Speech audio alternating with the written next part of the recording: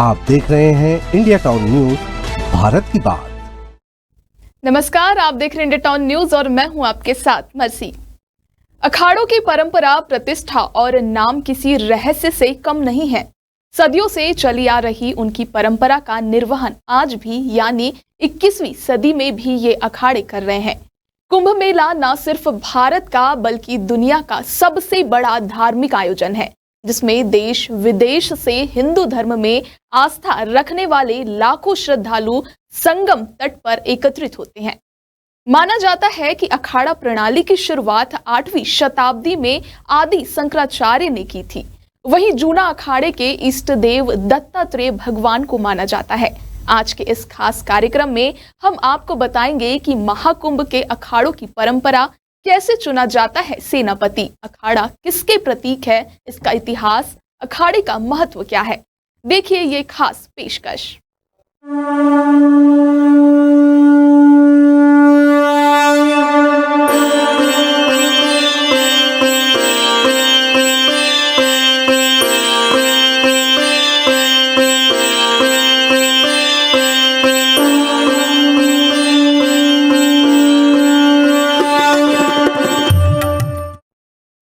दो 2025 में प्रयागराज में आयोजित होने वाले महाकुंभ मेले की तैयारी जोरों पर है।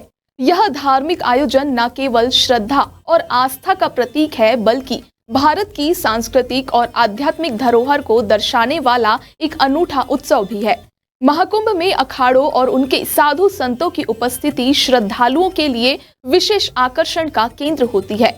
करोड़ों लोगों की भीड़ के बीच ये दिव्य व्यक्तित्व मानो आध्यात्मिक ऊर्जा का संचार करते हैं। 2025 का प्रयागराज महाकुंभ अखाड़ों और उनके साधु संतों की उपस्थिति के बिना अधूरा है। ये अखाड़े न केवल भारतीय संस्कृति और सनातन धर्म के प्रतीक है, बल्कि समाज के नैतिकता और धर्म का प्रचार प्रसार करने वाले मुख्य स्तंभ भी है।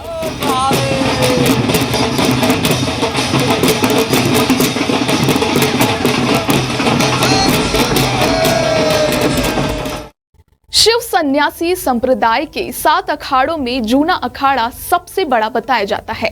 इस अखाड़े में लाखों नागा साधु और महामंडलेश्वर सन्यासी है। इनमें से अधिकतर नागा साधु हैं। वर्तमान में इस अखाड़े के संरक्षक महंत हरि गिरिजी महाराज है और अध्यक्ष महंत प्रेम गिरिजी महाराज है।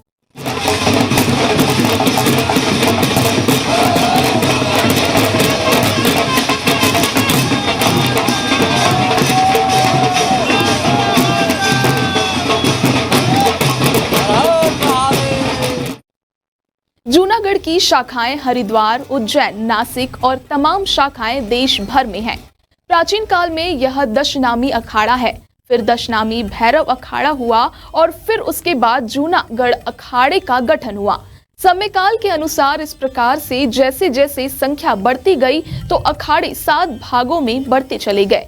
जूना का मतलब होता है प्राचीन। योगानंद गिरी ने आगे कहा, हमारे यहाँ परंपरा में जो सन्यास की दीक्षा होती है वह हमारे यहाँ पंच गुरुओं के द्वारा दी जाती है। फिर उसके बाद उसका संस्कार होता है। आचार्य महामंडल ईश्वर के द्वारा सन्यास दीक्षा के तहत मंत्र भी दिया जाता है।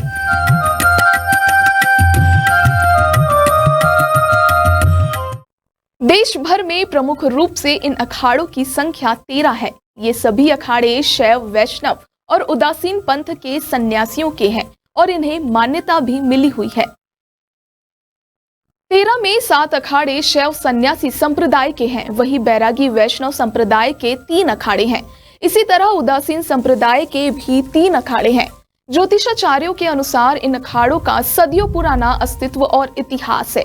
हिंदू मान्यताओं के अनुसार आदि शंकराचार्य ने साधुओं के ऐसे संगठन तैयार किए जिन्हें शस्त्र विद्या का ज्ञान था। आदि शंकराचार्य ने साधुओं के ये संगठन हिंदू धर्म की रक्षा के लिए तैयार किए। इन्हीं संगठनों को अखाड़े का नाम दिया गया। महाकुंभ या कुंभ में अखाड़े संस्कृति विरासत की झलक दिखाते हैं, साथ ही इसको बनाए रखने में भूमिका अदा करते हैं। अखाड़े पवित्र ग्रंथों और परंपराओं की रक्षा करते हैं ताकि ये आने वाली पीढ़ी तक पहुंच सके, वहीं धार्मिक स्थलों की रक्षा कर सके। इसलिए नागा साधुओं वाले अखाड़े युद्ध से जुड़ी परंपराओं को आगे ले जाते हैं।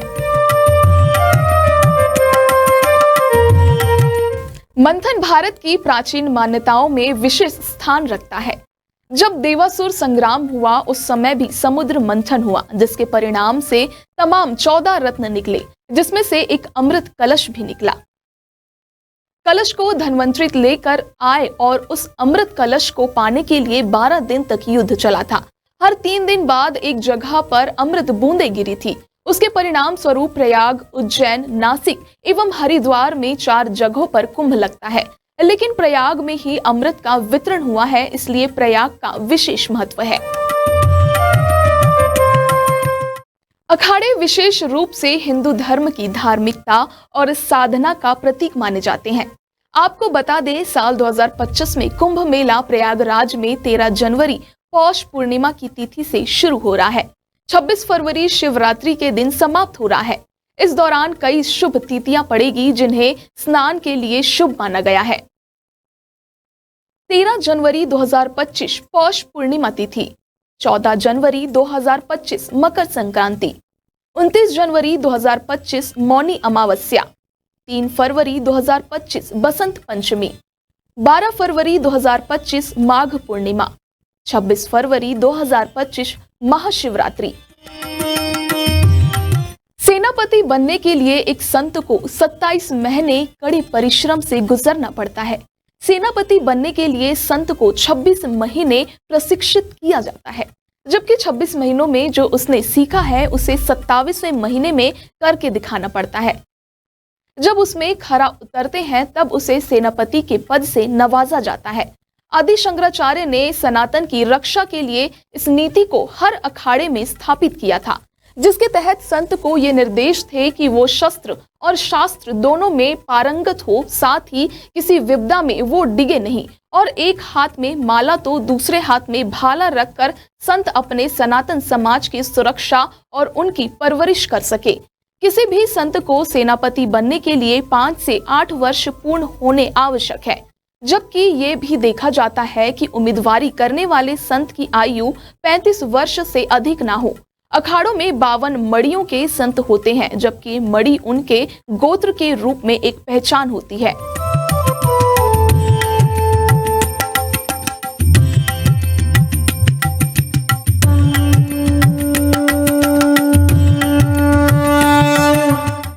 महाकुंभ के इस मौके पर सभी अखाड़े अपनी अपनी भूमिका में पूरी श्रद्धा और समर्पण के साथ भाग ले रहे हैं। यह आयोजन न केवल धार्मिक बल्कि सांस्कृतिक दृष्टिकोण से भी अत्यंत महत्वपूर्ण है, जो भारतीय समाज में एकता और भाईचारे का संदेश फैलाता है। हमें आशा है कि आज का ये खास कार्यक्रम आपको पसंद आया होगा। इसके साथ ही अब मुझे दीजिए इजाजत। नमस्कार। आप देख रहे हैं इंडिया टाउन न्यूज, भारत की बात।